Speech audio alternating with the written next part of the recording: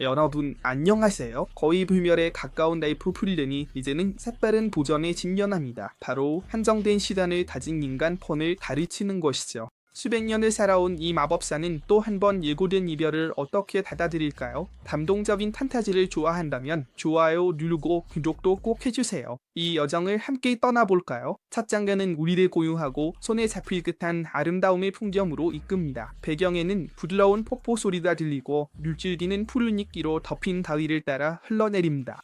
그곳에서 우리는 프리랜이 전부 집중하는 제자펀에게 복잡한 마법의 기초를 설명하는 모습을 만납니다.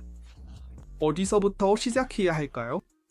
스윙엘람은 마치 시단이 무한한 사람처럼 인내심이 느껴지는 목소리로 잠시 생각에 잠긴 뒤 원거리 마법을 완벽하게 익히기 위한 세 가지 핵심 요소를 설명하기 시작합니다. 막대한 만화의 양, 발사 시의 위력과 순수한 힘, 그리고 무엇보다도 마법사가 이 에너지를 섬세하게 제어해야 한다는 점이죠. 펀은 거의 경건할 정도로 진지하게 한마디를 귀담아 듣습니다. 그녀의 크고 또렷한 눈은 스승에게 고정되어 있습니다. 프리웨는 펀을 바라보며 그자의 마법이 중간에 흩어졌다고 말합니다. 프리렌이 분석적인 시선으로 바라보는 동안 펀의 얼굴에는 시만의 그림자가 스치듯 지나간다. 이건 하루아침에 해결되는 일이 아니야. 프리렌은 오랜 세월의 지혜가 담긴 조언을 건네듯 말합니다. 그러니까 천천히 해도 돼 라고 그녀는 조언합니다. 펀은 간결하게 응이라고만 대답하고 장면은 시골스러운 집안으로 바뀝니다. 그곳에서 프리렌, 턴, 그리고 연로하고 연약한 하이터가 소박하지만 따뜻함이 넘치는 식사를 함께 나누고 있습니다. 하나뿐인 촛불에 흔들리는 불빛. 분위기는 포근하고 다정한 친밀감이 가득 배어 있습니다. 조금 후 다른 장소에서 우리는 프리랭이 오래된 도서관에 있는 모습을 봅니다. 그녀는 거대한 먼지 쌓인 책더미에 완전히 둘러싸여 글리모어를 해독하며 우아한 디펜으로 양피지에 부지런히 글을 쓰고 있습니다. 하이터는 지판 위에 몸을 의지한 채 느린 걸음으로 강을 그려옵니다. 턴의 후연은 어떻게 들고 있나요? 그는 주름진 얼굴에 다정하고 부드러운 미소를 띄우며 묻습니다. 프리렌은 꼼꼼한 작업에서 시선을 떼지 않은 채 평소처럼 객관적으로 펀이 반 4년 만에 대부분의 마법사라면 10년은 걸릴 성과를 이뤘다고 보고합니다. 그 애는 너무 많이 훈련하고 있어요. 프리렌은 사실을 담담하게 말하지만 그 안에는 억눌린 감탄이 살짝 묻어납니다. 하지만 그게 꼭 좋은 일만은 아니라고 덧붙입니다. 하이터는 다정하고 자랑스러운 눈빛으로 펀의 거리 주요한 헌신을 인정하며 그녀가 하루 종일 숲에서 지치지 않고 연습한다고 말합니다. 하지만 프리렌은 엘프다운 현실적인 시각으로 펀이 완전한 마법사가 되기까지는 아직 멀고도 험난한 길이 남아있다고 생각합니다. 갑자기 도서관의 평온함이 깨집니다. 이미 건단이 많이 약해진 하이터는 비틀거리다가 바닥에 무겁게 쓰러집니다. 장면은 갑자기 울창하고 어두운 숲으로 전환되고 거센 폭우가 풍경을 두들깁니다. 펀은 자신의 마법으로 크고 완보한 바위를 부수려고 여러 번 시도하지만 매번 약한 충격만 줄 뿐 불에는 흠집 하나 내지 못합니다. 프리렌이 그녀 옆에 나타나고 그녀의 차분한 목소리는 포플로와 펀의 동요와 대조를 이룹니다. 그리고 펀에게 잠시 쉬라고 하며 하이터가 사고를 당했다고 알리고 시간이 지나면 펀도 해낼 수 있을 거라고 말합니다.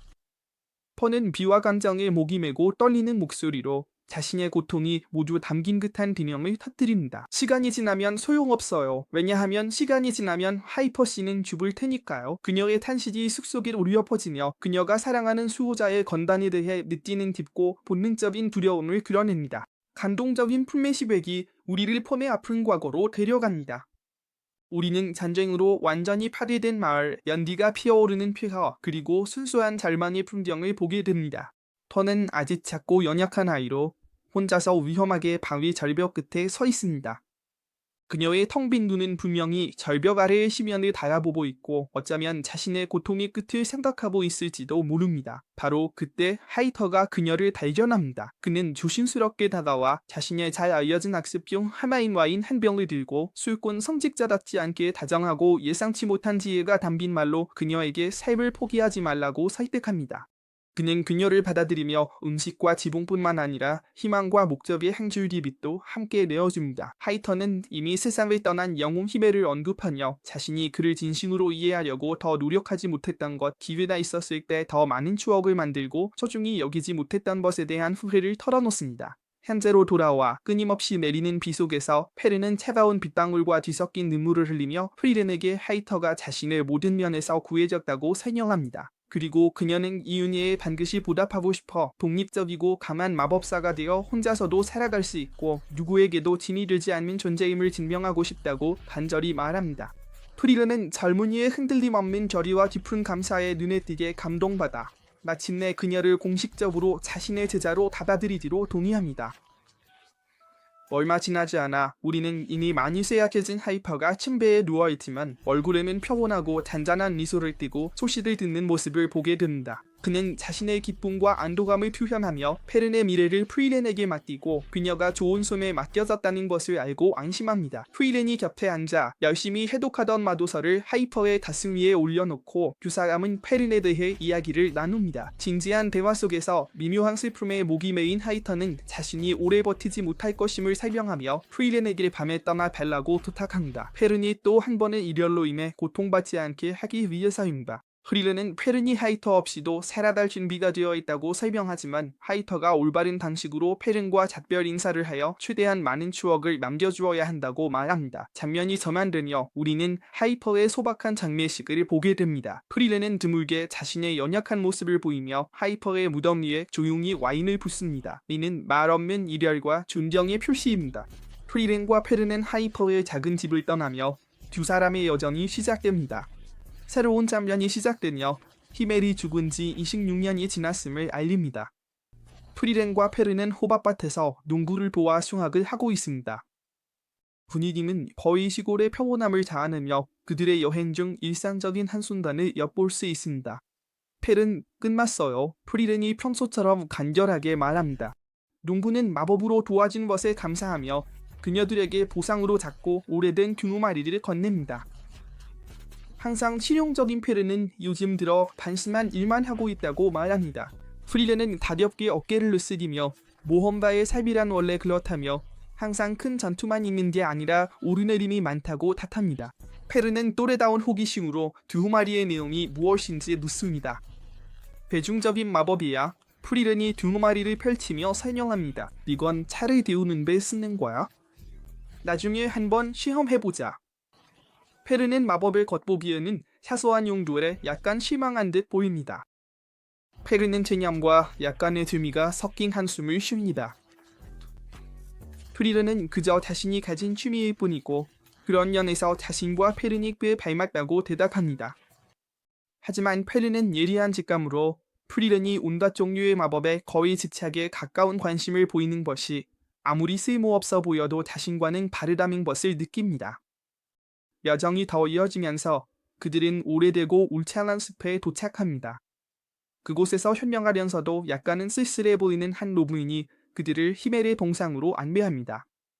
동상은 두꺼운 이끼와 덩굴에 뒤덮여 거의 자연에 완전히 삼켜진 듯한 모습이었고 세워진 이후 오랜 시간이 흘렀음을 보여주는 신호였습니다. 여기입니다. 라고 노부인은 말합니다. 그녀의 부드러운 목소리가 숲의 고요함 속에 울려 퍼집니다.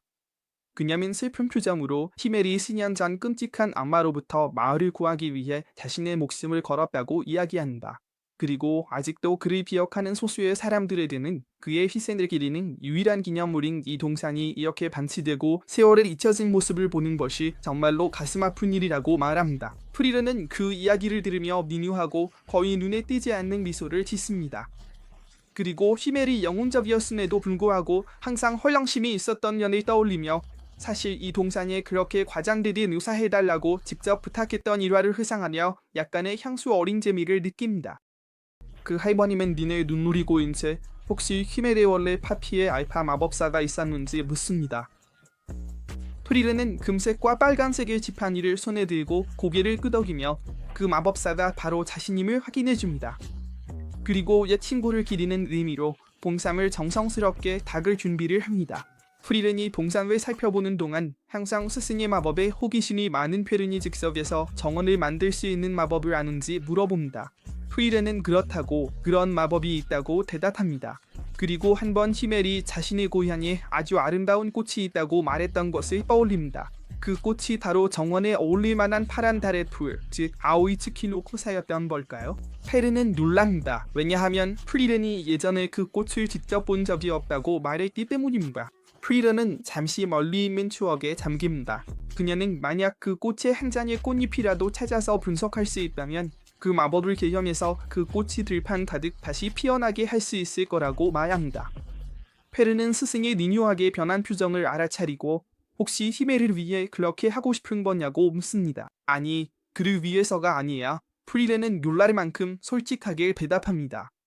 이건 나 자신을 위해서 하고 싶어. 짧지만 의미 있는 플래시백에서 젊은 히멜이 특유의 파란 머리로 프리렌의 다양한 때로는 기묘한 마법들을 열정적으로 칭찬하는 모습이 나옵니다. 그리고 오랜 시간 꽃을 찾아 헤맨 끝에 프리렌은 마침내 그 꽃을 발견합니다. 여기쯤에 있을 거라고 생각했는데 이렇게 많을 줄은 몰랐어. 프리렌은 자신에게 속삭이며 드물고 진심 어린 미소가 얼굴을 밝힙니다. 그녀는 강력하고 정교한 마법을 사용해 히멜의 동상 주위에 눈부시고 광활한 푸른 발풀밭을 만들어냅니다. 하늘빛처럼 신비롭고 맑은 파란색의 꽃들은 나뭇잎 사이로 스며드는 햇살 아래에서 마치 빛남인 듯 보인다. 페르는 그 장면의 아름다움에 완전히 매료된다. 프리렌은 마지막으로 장난기와 애정을 담아 섬세한 파란 꽃으로 화관을 만들어 히멜의 석상 머리 위에 조심스럽게 올려놓습니다. 소박하지만 의미가 다급 담긴 생동이었습니다. 그리고 꽃과 추억 속에서 새로운 여정을 약속하며 프리렌과 페르는 또 다른 모험을 향해 떠납니다. 정말 멋진 모험이죠? 여러분도 감동을 받으셨고 더 보고 싶으시다면 좋아요 한번 눌러주시고 구독해서 사마의 사람을 죽이는 마법을 놓치지 마세요. 정말 대단할 거예요. 계속해서 이 이야기를 끝까지 보고 싶으시다면 댓글도 꼭 남겨주세요. 그럼 다음에 또 만나요. 안녕히 계세요.